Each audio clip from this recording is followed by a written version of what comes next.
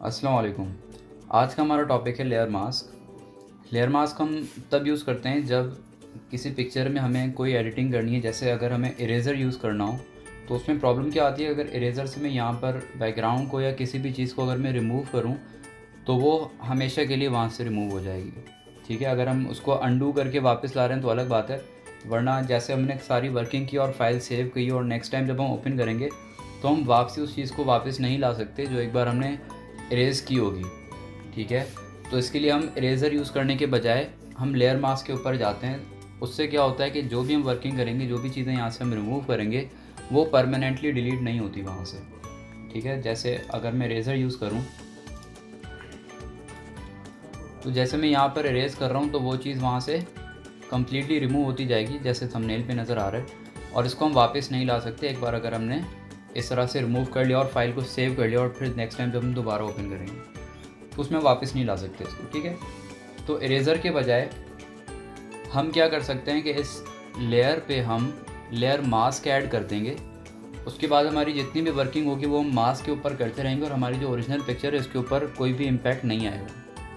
ठीक है, layer mask add कैसे करना है, लेयर्स के पैनल में बिल्कुल नीचे बॉटम पर इस तरह का जो शेप है लेयर मास्क, इस पर लिखा भी आएगा जब हम कर्सर को इसके ऊपर रखेंगे तो उस पर हमने क्लिक करना है। तो इस तरह से बराबर में एक और थंबनेल आ जाएगा जो कि कम्प्लीटली वाइट होगा। ठीक है, अब जो भी हम वर्किंग करेंगे इस पिक्चर में किसी भी चीज़ को रिमूव करने के लिए वो हम इस थंबनेल के ऊपर करेंगे और जो जो हम जैसे वर्किंग करते जाएंगे वो यहाँ से रिमूव होता जाएगा। जैसे अगर मैं यहाँ पर ब्रश टूल ले लूँ और कलर में यहाँ से ब्लैक चूज़ कर लेता हूँ। ठीक है, तो इस जो वाइट थंबनेल है हमारे पास, जो हमने मास्क ऐड किया है, इस पर जहाँ जहाँ पर मैं ब्लैक कलर करूँगा वहाँ से वो इमेज वहाँ से रिमूव होती जाएगी।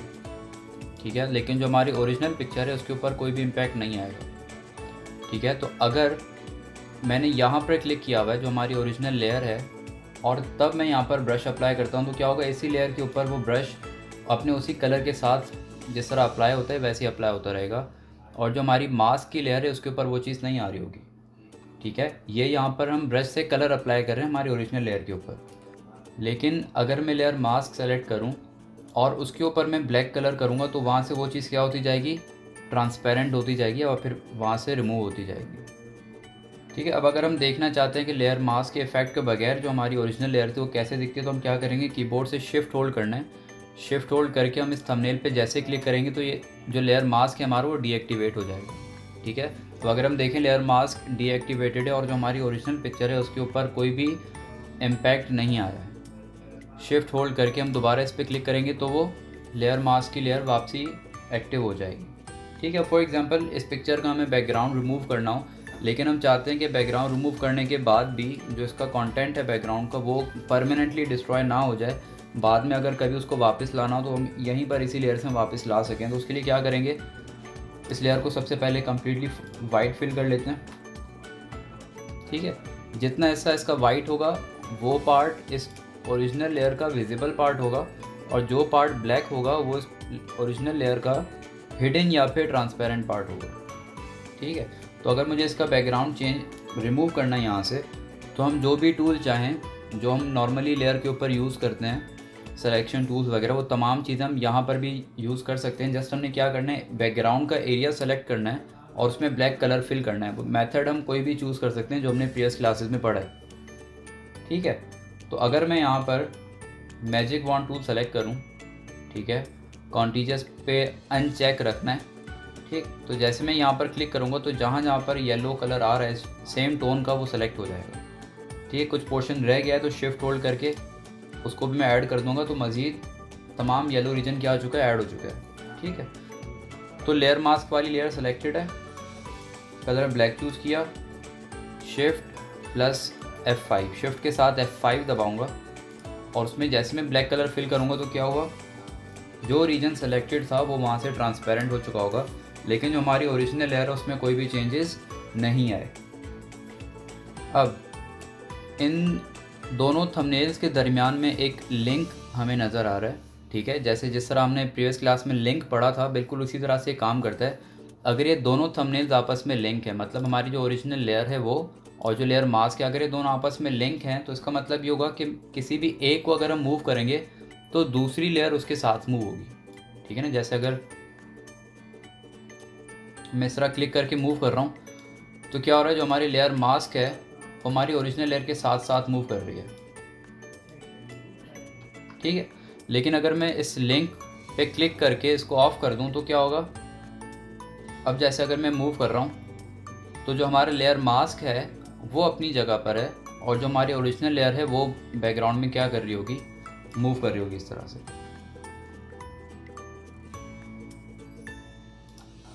अब जैसा हमने डिस्कस किया कि अगर हम इरेज़र यूज़ करते हैं तो वहाँ से वो कंटेंट जो है डिस्ट्रॉय हो जाता है। इसके अलावा एक और सिचुएशन है जिसमें हम लेयर मास्क को यूज़ कर सकते हैं। वो क्या है कि जैसे अगर शेप टूल से मैंने कोई चीज़ ड्रॉ की हुई है, ठीक है, या फिर वेक्टर की फॉर्म में कोई भी चीज़ ड्रॉ की हुई है, चाहे पेन टूल से बनाई हो, शेप से बनाई हो, कस्टम शेप्स हमने यूज़ किए हों। अगर शेप की फॉर्म में होगा तो हमें बताया कि उसके ऊपर हम इरेज़र को यूज़ नहीं कर सकते क्योंकि वो वेक्टर की फॉर्म में होता है। इरेज़र सिर्फ उन चीज़ों को रिमूव करता है जो कि पिक्सल बेस्ड होंगी, ठीक है ना, जो रास्टर इमेजेस होंगी सिर्फ उनको रिमूव करेगा।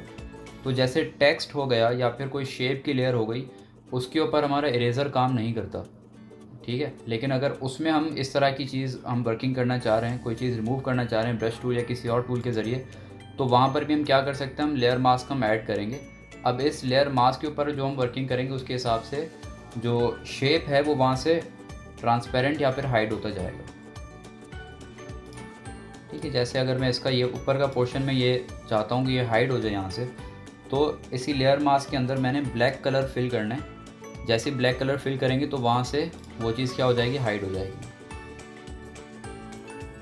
ठीक है। अगेन दोनों आपस में लिंक हैं तो एक साथ मूव करेंगे। अगर लिंक हम हटा देंगे तो फिर इस तरह से हम जो लेयर मास्क है हमारा उसको मूव कर सकते हैं। अगर इस थंबनेल को हमने सेलेक्ट किया होगा तो हम लेयर मास्क को मूव कर रहे होंगे, और अगर हमने इस थंबनेल को क्लिक किया हुआ है, सेलेक्ट किया हुआ है, तो फिर हम जो हमारे शेप है हम उसको मूव कर रहे होंगे। अच्छा, अब लेयर मास्क का एक और फ़ायदा है, वो ये है कि अगर मैं चाहता हूँ ये जो शेप है ये कम्प्लीटली ट्रांसपेरेंट ना हो, जस्ट मैं इसको सेमी ट्रांसपेरेंट करना चाहता हूँ कि कुछ पार्ट इसका विजिबल हो, थोड़ा सा फेडेड सा इफेक्ट अगर मैं चाहता हूँ, तो मैं क्या करूँगा, पहले इसको हम कम्प्लीटली वाइट फिल किया हमने, ठीक है। अब ये जो ब्लैक कलर है, ब्लैक के बजाय अगर मैं ग्रे सेलेक्ट कर लूँ, ठीक है, और हम यहाँ से ब्रश टूल ले लेते हैं। अगर मैं ग्रे सेलेक्ट करूँ और उसके बाद अगर मैं वो ब्रश अप्लाई कर रहा हूँ तो उससे क्या होगा कि कंप्लीट डार्क ब्लैक कलर हम यूज़ नहीं कर रहे, ब्लैक की लाइटर टोन हम यूज़ कर रहे हैं। तो उससे क्या होगा कि कंप्लीट ब्लैक नहीं है, थोड़ा सा वाइट की तरफ है शेड, तो इस वजह से वो कम्प्लीटली ट्रांसपेरेंट भी नहीं होगा, हल्का सा उसमें से क्या हो रहा होगा, विजिबल हो रहा होगा। तो ये रेंज इस तरह से है कि वाइट पर कम्प्लीटली विजिबल, ब्लैक पर कम्प्लीटली ट्रांसपेरेंट होगा, और उसके दरमियान में हम जो भी ग्रे का शेड रखेंगे उसके हिसाब से वो उतना ट्रांसपेरेंट हो रहा होगा, सेमी ट्रांसपेरेंट इफेक्ट हमारे पास आ रहा होगा, ठीक है। अब अगर इस लेयर के अंदर मैं कोई और कलर फिल करता हूँ, ठीक है, जैसे मैंने ये कलर में फिल करना चाह रहा हूँ, तो उसमें भी क्या होगा, क्योंकि लेयर मास्क सेलेक्टेड है तो मैं जो भी कलर चूज़ करूँगा उस कलर में से सिर्फ ब्लैक की टोन सेलेक्ट करेगा कि इसमें ब्लैक की टोन कितनी ब्राइट है या फिर कितनी डार्क है, ठीक है। जैसे मैं रेड सेलेक्ट किया तो यहाँ पर ग्रे ही हमारे पास आ रहा है, क्योंकि हम लेयर मास्क के ऊपर सिर्फ ब्लैक का ही शेड यूज़ कर सकते हैं, या तो कम्प्लीटली ओपेक होगा या तो कम्प्लीटली ट्रांसपेरेंट इफेक्ट हम ला सकते हैं। उसके अलावा कलर्स को हम लेयर मास्क के अंदर यूज़ नहीं कर सकते क्योंकि उसका कोई पर्पज़ नहीं है।